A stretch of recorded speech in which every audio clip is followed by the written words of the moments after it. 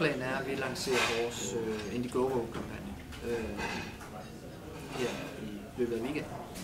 Og i går aftes, eller i går amerikansk tid, ser vi, at der er lanceret en kampagne på Kickstarter, som er en anden crowdfunding-platform end Indiegogo, for et smartlock-produkt, som hedder Sesame Smart Lock, som er præcis det samme navn som vores eget produkt, som vi jo ellers har varemærket registreret, og hvad man ellers gør.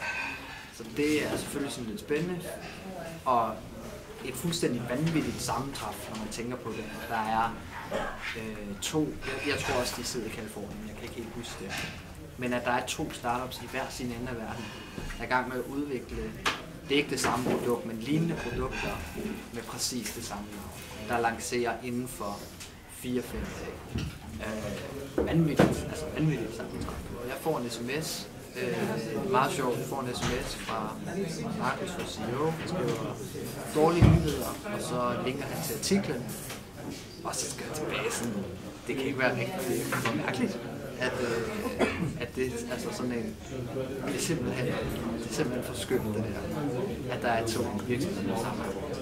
Men så efter det, så går man ret hurtigt i løsningen. Så finder man ud af, hvad skal vi så gøre? Og så ser man på, hvad muligheder har man, og hvor står vi overhovedet.